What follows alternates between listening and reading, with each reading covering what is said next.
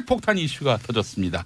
핵폭탄 이슈인데 비핵화 이슈예요. 예, 북한은 김정은 국무위원장이 비핵화할 수 있다. 이렇게 이야기를 했고 트럼프 미국 대통령이 5월 안에 만났으면 좋겠다. 이렇게 밝혀서 지금 모든 이슈가 이 이슈에 그야말로 쏠리고 있습니다. 어떻게들 보셨는지 한마디씩 부탁드릴까요? 아니 요즘에 워낙 자고 일어나면 깜놀할 만한 이슈들이 연이어서 예. 터지고 있어가지고 물론 그중에는 뭐 그다지 긍정적이지 않은 것들도 꽤 있지만 예. 오늘 이 뉴스도 실제는 굉장히 깜짝 놀랄 만한 일이죠.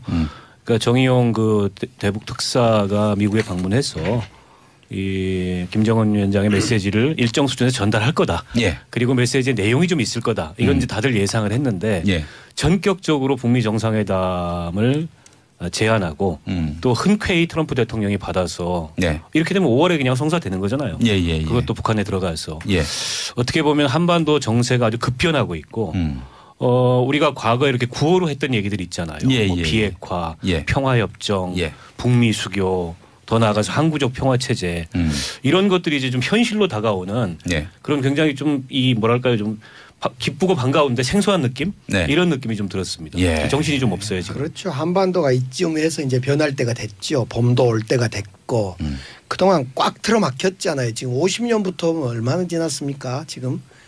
그리고 지난 사실은 9년이 답답했던 거죠. 어찌 보면 봄이 오려다가 그냥 꽃샘추인 줄 알았더니 8년 이명박 박근혜 8년이 꽁꽁 얼어붙었는데 저는 그런 생각했는데요.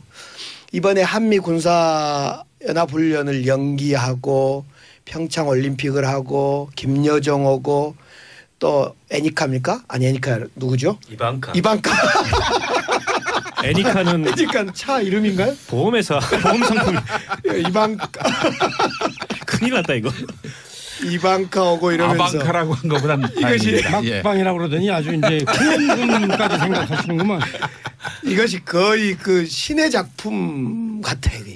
엄청나게 모든 남북한 미국이 모두 올인을 하고 있어요. 이 예. 봄을 부르기 위한 그런 점에서 이건 정말 경천동지할 일이죠. 예. 네, 봄은 옵니다. 봄은. 지난 9년을 개탄하셨는데 우리 9년 동안의 여당이었던 자유한국당 우리 차명진 전 의원님. 요즘에 이제 이런 분위기가 있어요.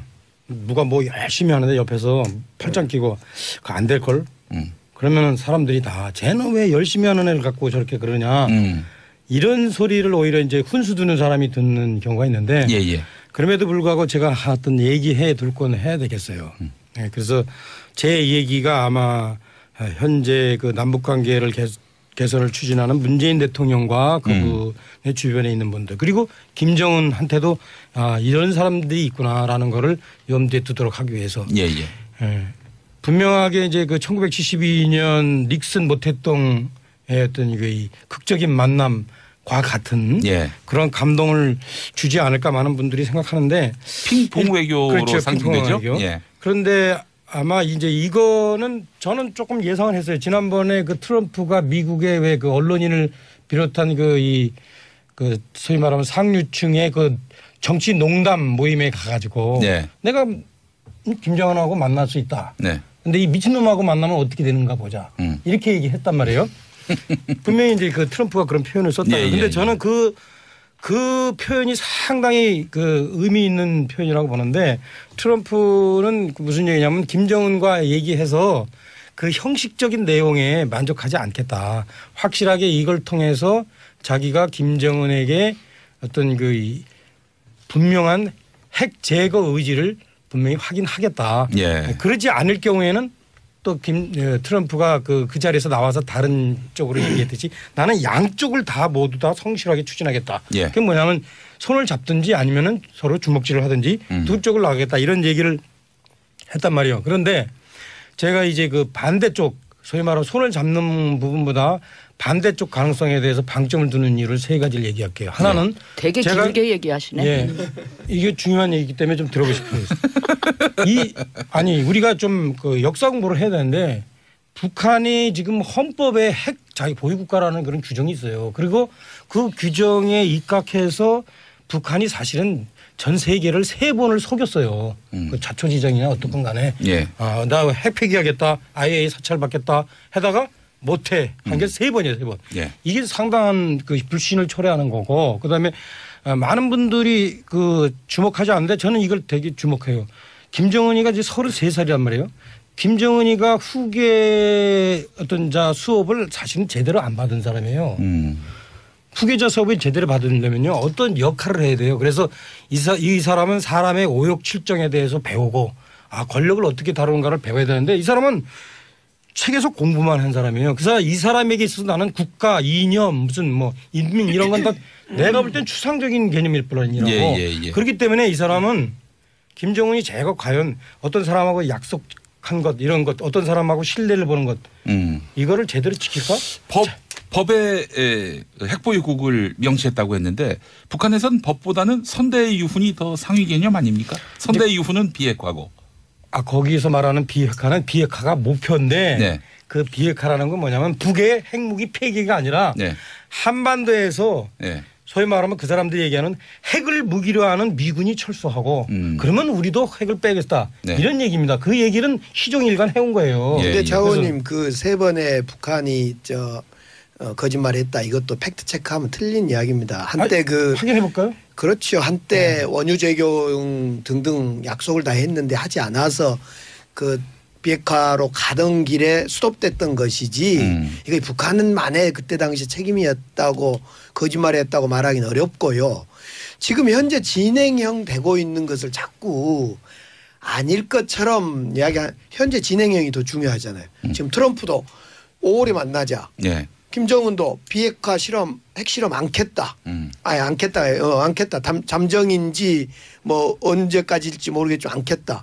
이런 진행형을 극대화시키기 위한 우리의 노력이 필요할 것 같아요. 아니 뭐 그러니까 잘 해보는 건 좋은데 제가 볼 때는 그 이번에 특사단이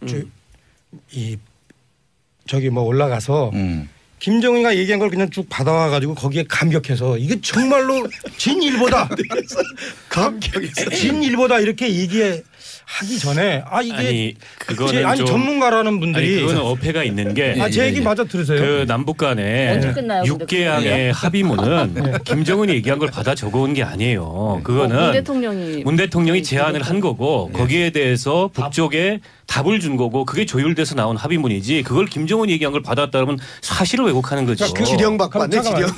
그러니까 짧게 지령이라는 얘기하고 문 대통령이 얘기한 그 워딩을 그대로 썼는지 아니면 문 대통령이 그렇게 애매한 표현을 썼는지 이 부분은 확인해 봐야 돼요. 솔직히 지금 확인할 수가 없어요. 근데 지금 제가 볼 땐 이래요. 그러니까 요지는 뭐냐.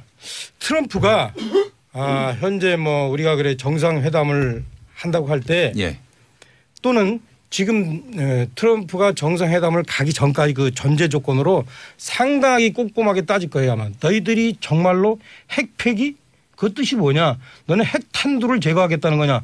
핵실험을 제거하겠다는 거냐. 핵탄두 지금 너희들이 50개 정도 갖고 있는 걸 아는데 그거를 다 내놓겠다는 거냐. 그다음에 미사일 기술에 대해서 너희들이 그 프로그램까지 다 내놓겠다는 거냐.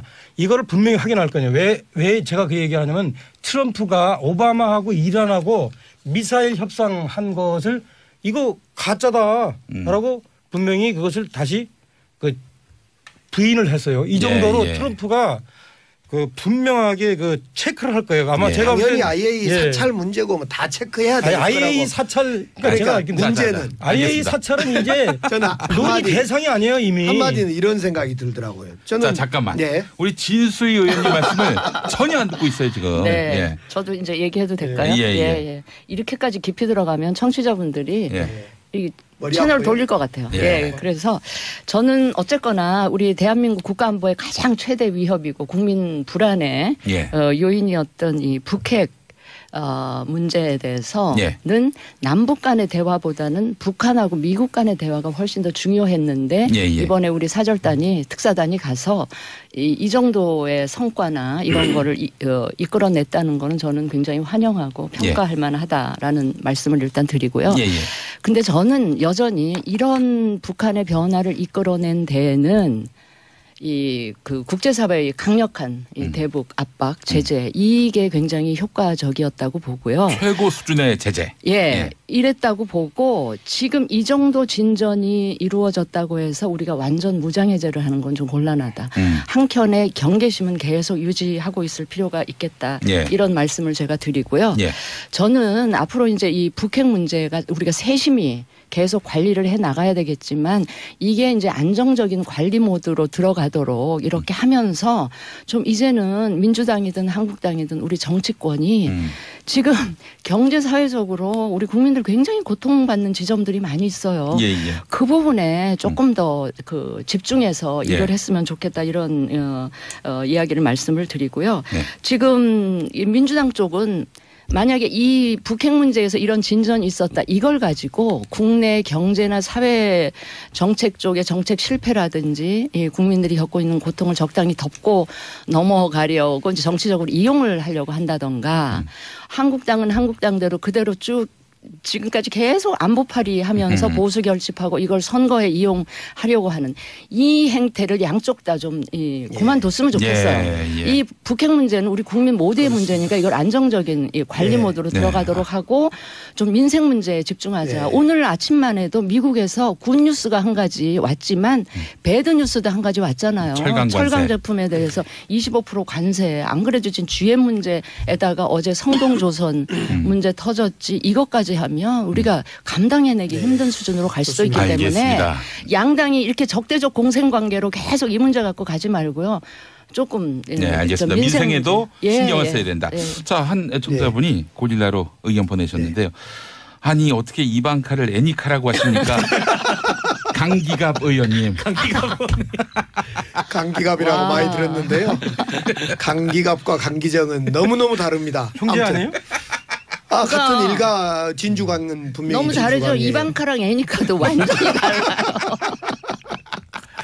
아니, 비슷하잖아. 이응으로 시작하잖아요. 죄송합니다. 그 저는 이번에 참 작은 배려를 하나를 발견한 거 이런 거예요. 우리 정부가 문재인 대통령이 운전자론을 이야기했잖아요.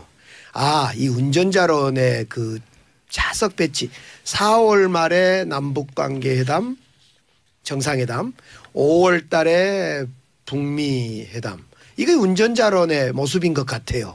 아무 북한은 미국과 더 먼저 대화하고 싶었을 수도 있었을 것 같은데 그런 배치를 보면서 참 좋다 이런 생각이 들고요. 조금 전에 이제 이 북한 문제 남북 관계를 지방선거에 활용하지 않아야 된다. 그러기 때문에 4월에 남북 정상회담을 했다라는 그런 배려까지 대통령이 하는 걸 보면서 참 좋다 이런 생각도 들고요. 결국 한 말씀만 더 드리면 그렇죠. 북한 남북관계 문제는 남북관계 문제로 풀고 국내의 산적한 문제는 풀어야 될 것 같아요. 특히 이제 철강 관세 저는 이제 이 지금이야말로 우리 여야가 힘을 합쳐서 미국의 그 통상 압박 이런 걸 좀 공동 대응해야 될 것 같아요. 그러려면 정말 안보의 문제에서 강하게 딱 이제 뭉치고 미국이 안보를 핑계 삼아서 통상 압박할 수 없도록 하는 그런 일에 힘을 모아야 될 것 같아요. 그래서 제가 오늘 아침에 최장집 교수가 어디랑 인터뷰한 기사 아마 다른 분들도 보셨는지 모르겠어요. 굉장히 제가 그 인터뷰 내용을 길게는 여기서 이야기할 필요는 없고요. 굉장히 우리 문 정부 문 대통령 집권 청와대 분들이 새겨들어야 할 내용들을 많이 담고 있더라고요. 중앙일보 그러니까 인터뷰였죠. 그래서 이 그 집권 세력이 좀 건전한 보수 의 이야기도 귀담아 들으면서 보수와의 협치로도 가야 이게 제왕적인 친문만의 대통령이 되지 않을 수 있다. 이런 굉장히 제가 끝으로 정리 겸해서 한 가지만 좀 말씀을 드리면 혼자 끝내려고 그래요. 뭐 하신 다음에 또 하세요. 그러면. 그 이번에 이제 이 남북 간의 이제 정상회담과 북미 정상회담이 성사되는 과정을 보면 처음에 문재인 대통령의 운전자론이 나왔을 때 굉장히 회의적이었어요. 사실은 냉소적이고 그때까지만 하더라도 이 한반도와 그 주변 정세라는 게 정말 살얼음판 같은 상황이었습니다. 언제라도 이게 불꽃이 튀기면은 그야말로 이게 불이 날 수 있는 그런 상황이었고 여기서 운전자론을 얘기하는 게 뭐 별로 근거가 없어 보인다. 과연 할 수 있겠냐. 더군다나 한미 관계도 그다지 이렇게 매끄럽지 못했어요. 근데 어쨌든 이번에 이 성사 과정을 보면 과거의 북의 그 전통적인 고전적인 전략은 통미봉남이었습니다. 예. 우리는 남하고는 대화 안 해. 미국하고 직접 대화할 거야. 그것만 의미 있어.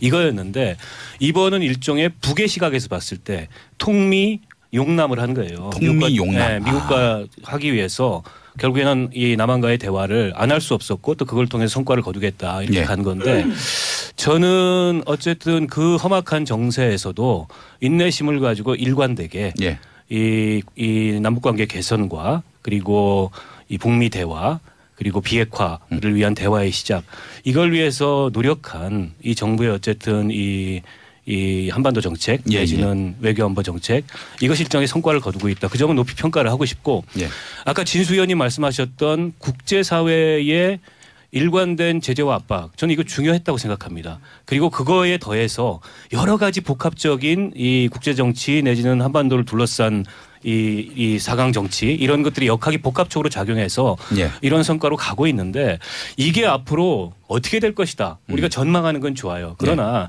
지금 이루어지고 있는 것들의 긍정적인 측면을 평가하면서 또 그것이 여전히 조심스러운 상황이니까 조심스럽게 성과를 거두도록 초당적으로 노력하고 협력하는 게 중요하지.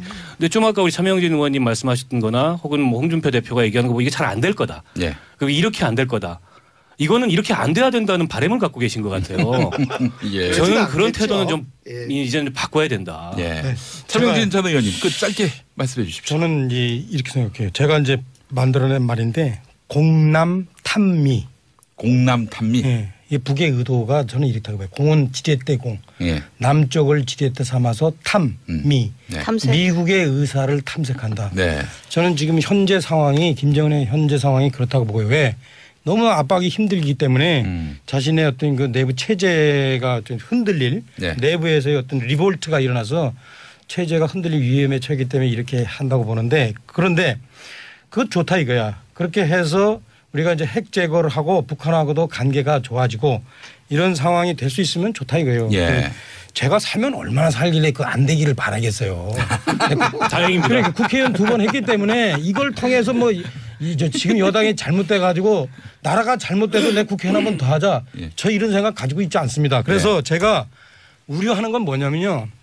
이 결과 어떤 상황이 벌어질 것인가를 저는 제일 우려하는 게 뭐냐면 제 그야말로 코리아 패싱이에요. 코리아 패싱은 아니잖아요. 이제. 잘 들어보세요. 미국이 이제 미국이 그 냉전 이후의 국제사를 보면은 미국이 쉽게 주변국 관계 때문에 어떤 나라를 이렇게 강습을 못 하는데 이번에도 북한을 강습하기 어려우니까 이런 식으로 타협할 수 있어요. 핵은 인정하되 미국을 공격하지 못하도록 그 수준으로 아마